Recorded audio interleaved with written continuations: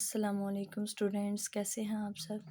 ये तो बेटा हमने अपने टेंसेस का स्टार्ट किया था प्रेजेंट इंडेफिनिट टेंस। ठीक है, प्रेजेंट इंडेफिनिट टेंस इसका हम सीख चुके हैं जी एफर्मेटिव। ठीक है, एफर्मेटिव में क्या होता है कि वो काम जिसमें आप हाँ में जवाब देती हैं। ठीक है, तो अब वो काम जिसमें आप ऐसा काम जो आप नहीं करते उसको आप इंग्लिश में बताने के लिए किस तरह से उसका स्ट्रक्चर बनाते हैं, मतलब उसकी किस तरह से उसको इंग्लिश में ट्रांसलेट करते हैं, उसका हम सीखेंगे जी रूल कि यानी कि नेगेटिव का रूल क्या होगा। ठीक है, प्रेजेंट इंडेफिनिट टेंस का जो नेगेटिव होगा उसका रूल क्या होता है कि उसको सिंटैक्स क्या होता है, उसको लिखने का तरीका क्या होता है, वो हम देखेंगे जी।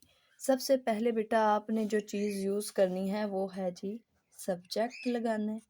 देन आपने यूज़ करना है डू या डस, फिर लगाना है जी नॉट प्लस मेन वर्ब की फर्स्ट फॉर्म प्लस ऑब्जेक्ट। ठीक है जी, ये है जी हमारे पास सिंटैक्स प्रेजेंट इंडेफिनिट टेंस के नेगेटिव को लिखने का। ठीक है, अब जो ज़रूरी चीज़ है वो आपको ये देखनी है कि देखिए मैंने तो डू और डज दोनों लगा दिए। मैंने कहा कि डू लगाएंगे यहाँ पे डज लगाएंगे। आपको अब कैसे पता चलेगा कि डू कहाँ पे लगाना है या डज कहाँ पे लगाना है। ठीक है, अब सीखते हैं हम सबसे पहले डू और डज कहाँ पे यूज़ करने। ठीक है, देखिए बेटा डू आप हमेशा प्लूरल के साथ यूज़ करते हैं।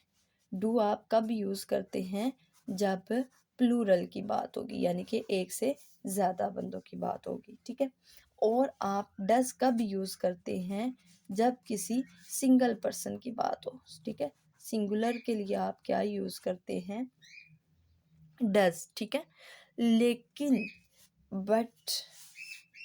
लेकिन आप आई के साथ हमेशा यूज़ करते हैं जी डू। आई के साथ हमेशा क्या यूज़ करते हैं जी डू। ठीक है, ये आपने हमेशा चीज़ याद रखनी है, आई के साथ कभी भी आप डज यूज़ नहीं कर सकते। ठीक है, आई के साथ हमेशा डू ही लगेगा। ठीक है, सिंगुलर के साथ आपके पास लगेगा डज, प्लूरल के साथ डू और आई के साथ भी डू ही लगेगा। ठीक है, अब हम कुछ सेंटेंसेस लिखते हैं और उसको इस स्ट्रक्चर के मुताबिक इंग्लिश में करते हैं जी ट्रांसलेट। मतलब मैं कहती हूँ कि झूठ मैं झूठ नहीं बोलती, मैं झूठ नहीं बोलती हूँ। ठीक है जी, तो किसी भी सेंटेंस को ट्रांसलेट करने का बेटा तरीका क्या होता है, रूल्स जो आप सारे सीख चुके आ चुके हैं उनके मुताबिक हम अब इसको ट्रांसलेट कर दें कि सबसे पहले आपने जो चीज़ देखनी होती है वो आपने देखनी होती है कि मतलब इसकी पहचान कैसे हो रही है कि देखें इसके आखिर में आ रहा है जी ती है, ती हूँ। ठीक है, कि मैं झूठ नहीं बोलती हूँ, ती हूँ एंड प्यार है ना, तो हमने प्रेजेंट इंडेफिनिट टेंस की पहचान यही पढ़ी थी ना कि इसके आखिर में ता है, ती है, ते हैं वगैरह आएगा, तो हमने समझ जाना है ये कौन सा टेंस है, प्रेजेंट इंडेफिनिट टेंस। ठीक है, अब ती हूँ से तो मुझे समझ आ गया कि ये हमारा कौन सा टेंस है, प्रेजेंट इंडेफिनिट टेंस है। ठीक है, लेकिन इसमें काम क्या हो रहा है, झूठ नहीं बोलती। ठीक है, झूठ नहीं बोलती हूँ, झूठ ना बोलने का काम हो रहा है। ठीक है, ये भी तो एक आदत ही होती है ना, हमने ये भी तो सीखा था ना कि प्रेजेंट इंडेफिनिट टेंस को हम ऐसे भी सीख सकते हैं कि हम इसमें अपने रूटीन वर्क के बारे में बताते हैं, अपनी आदत के बारे में बताते हैं, जो हमारी आदतें होती हैं। ठीक है, कि हमारी आदत है, हम रोज़ाना स्कूल जाते हैं, हम रोज़ाना खाना खाते हैं। ठीक है, ये आदत ही होती है ना जो डेली बेसिस पे काम किए जाती है। ठीक है, अब इसमें झूठ नहीं बोलती, ये भी तो मेरी आदत ही है कि मेरी आदत है कि मैं झूठ नहीं बोलती हूँ। ठीक है, तो इसको हम ट्रांसलेट करेंगे इस स्ट्रक्चर के मुताबिक। सबसे पहले हम यूज़ क्या करेंगे जी, क्या यूज़ किया हुआ है, सब्जेक्ट। तो इसमें सब्जेक्ट क्या होगा, मैं की जगह पे आई प्लस हमने क्या पढ़ा कि डू के साथ हमेशा, आई के साथ हमेशा क्या लगेगा जी डू। आई डू प्लस क्या लगता है जी नॉट। नॉट क्यों लगता है, नहीं को जाहिर करने के लिए, हम ये काम नहीं करते उसके लिए नॉट लग गया। प्लस हाँ ओ सॉरी प्लस नहीं लगाना, फिर हमने क्या देखा जी मेन वर्ब। ठीक है, मेन वर्ब इसमें क्या होती है, झूठ बोलने की इंग्लिश क्या होती है, टेल आ लाई, टेल आ लाई। मैं झूठ नहीं बोलती हूँ, I do not tell a lie, ठीक है, मैं झूठ नहीं बोलती हूँ। अब इसी तरह से कोई और जुमला लिखते हैं कि जैसे कि देखें, वो कोशिश नहीं करती है, वो कोशिश नहीं करती है, ठीक है। तो इसको हम कैसे इंग्लिश में ट्रांसलेट करेंगे कि देखें जी बेटा, उन्होंने कहा है शी, ठीक है, वो की इंग्लिश क्या होती है, शी, ठीक है। इसमें भी ती है आ रहा है, ठीक है, ती है लग रहा है, तो हमें पता चल गया कि ये कौन सा टेंस है, प्रेजेंट है, इनडेफिनिट टेंस है, ठीक है। तो काम क्या है, कोशिश करने का, कि वो कोशिश ही नहीं करती, ठीक है, शी। तो इसके लिए क्या हम यूज़ करेंगे, डू या डज, क्या यूज़ करेंगे, डज, ठीक है, बिकॉज सिंगुलर बंदे की बात हो रही है ना, she does not try. Main verb की फर्स्ट फॉर्म भी तो हमने कहा था ना कि इसमें क्या यूज होती है, मेन वर्ब की first form. She does not try, वो कोशिश नहीं करती है, शी डज नॉट ट्राई, ठीक है। तो ये था बेटा नेगेटिव को ट्रांसलेट करने का तरीका, उसका स्ट्रक्चर, कि आपने सब्जेक्ट कब लगाना है, डू डज, डू किसके साथ लगाना है, डज किसके साथ लगाना है, फिर मेन वर्ब की नॉट लगा के मेन वर्ब की first form plus then object, ठीक है। इसी तरह से अब हम ये भी पढ़ लिया कि हम कोई काम करते हैं, डेली रूटीन के बारे में बताते हैं, यानी कि जिसमें हाँ में जवाब देते हैं वो होता है जी अफर्मेटिव, जिसमें हम कहते हैं कि हम ये काम नहीं करते वो है जी नेगेटिव। इसी तरह से अब आपसे कोई सवाल पूछ भी तो सकता है ना, ठीक है, आप ज़रूरी नहीं आपने बताना ही, आपसे कोई भी तो पूछ सकता है ना कि क्या आप स्कूल जाते हैं, क्या आप खाना पकाते हैं, ठीक है। कोई आपसे जब सवाल करता है तो उसको आप इंग्लिश में कैसे जवाब दे सकते हैं, अब हमें सीखना होगा ये, ठीक है। तो जब आपको कोई इंग्लिश में सवाल पूछता है तो उस रूल को क्या कहते हैं जी, इंटेरोगेटिव, ठीक है। सवाल पूछने को क्या कहते हैं जी, इंटेरोगेटिव। इंटेरोगेटिव कौन सा होगा, जिसमें आपसे कोई सवाल पूछा जाता है, ठीक है। तो इंटेरोगेटिव को लिखने का तरीका क्या होता है, इसका सिंटैक्स क्या होता है जी, सबसे पहले आपने लगाना है जी डू या डस, ठीक है। इसमें डिफरेंस यही है कि आपके पास हेल्पिंग वर्ब है ना, जो पहले तो आप सब्जेक्ट के बाद लगाते थे ना, अब जो इंटेरोगेटिव होता है ना बेटा, उसमें आपने कर देना है जी हेल्पिंग वर्ब को बिल्कुल स्टार्ट पे, ठीक है। स्टार्ट पे आपकी यूज होगी हेल्पिंग वर्ब, यानी डू या डस स्टार्ट पे आ जाएगा, ठीक है। तो इसको भी ट्रांसलेट करके देखते हैं हम इंग्लिश में, कि मैं कहती हूँ क्या तुम खेलते हो, क्या तुम खेलते हो, ठीक है, क्या तुम खेलते हो, इसको इंग्लिश में ट्रांसलेट करना है जी डू यू प्ले, क्या होगा, do you play, main verb की फर्स्ट फॉर्म, ठीक है।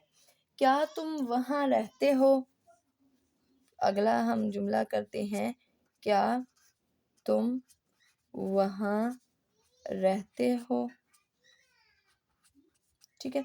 तो क्या तुम वहाँ रहते हो, यू है, यू के साथ भी क्या लगता है जी आपके पास, डू, ठीक है।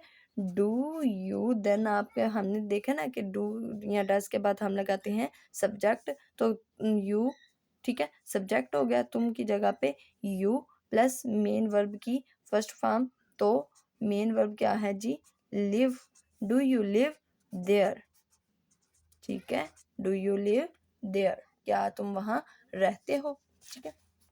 ये था जी प्रेजेंट इंडेफिनिट टेंस का इंटेरोगेटिव। और एक और रूल होता है बेटा, वो होता है जी डबल इंटेरोगेटिव। अब सोचने की बात ये है कि हैं तो दोनों इंटेरोगेटिव ही ना, यानी कि दोनों में सवाल ही पूछा जाएगा, तो फिर इसमें किस बात की बना पे इन दोनों में डिफरेंस किया गया है कि इन दोनों को अलग अलग रखा गया है, ठीक है। अब ये सीखने की चीज़ है कि डबल इंटेरोगेटिव क्या होता है और इंटेरोगेटिव, इन दोनों में डिफरेंस क्या है, ठीक है।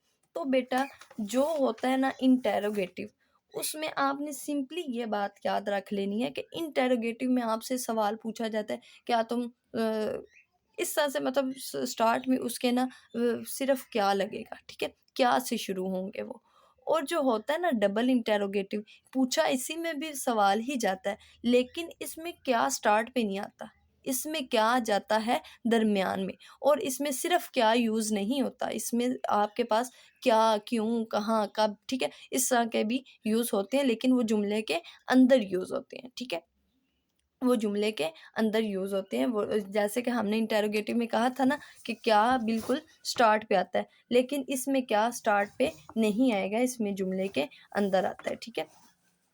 अब देखें इसका स्ट्रक्चर क्या होगा, इसको लिखने का तरीका क्या होता है। सबसे पहले हम लगाते हैं जी इसकी WH फैमिली। WH फैमिली क्या होता है जी, WH फैमिली, ठीक है। अभी देखते हैं जी WH फैमिली क्या होती है। फिर हम लगाते हैं डू या डज, बाकी स्ट्रक्चर वो इंटेरोगेटिव वाला ही है, सिर्फ डिफरेंस आया है जी WH फैमिली पे, ठीक है, कि इसके स्टार्ट पे पहले क्या आएगी, WH फैमिली, ठीक है। और इसमें देखें जी इंटरोगेटिव में एंड पे एक क्वेश्चन मार्क भी आता है, ठीक है, ये आपने लगाना नहीं भूलना।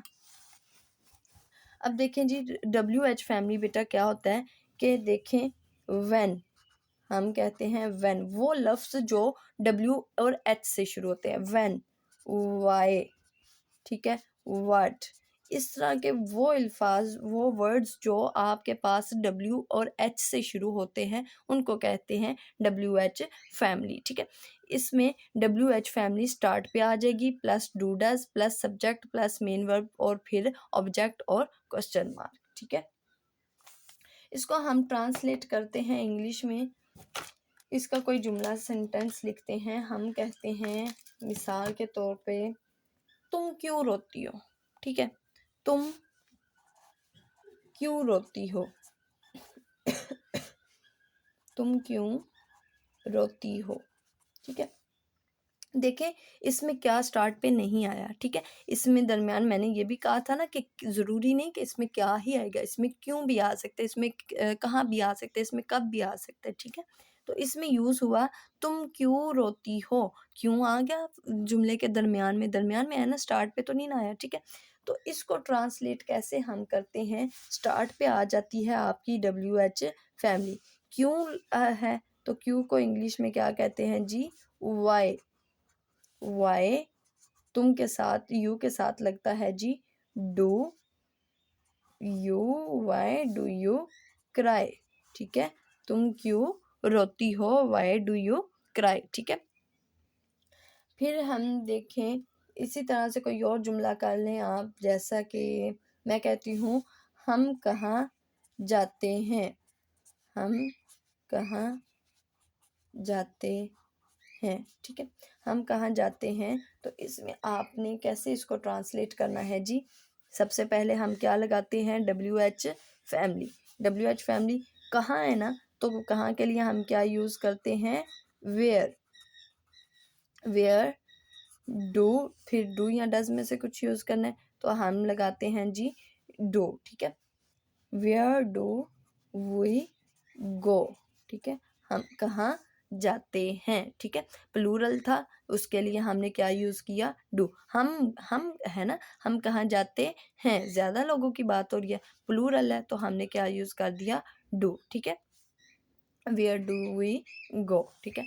ये थे जी हमारा प्रेजेंट इंडेफिनिट टेंस का, हमने अफर्मेटिव भी कर लिया, नेगेटिव भी, इंटेरोगेटिव भी और डबल एंड इंटेरोगेटिव भी, ठीक है।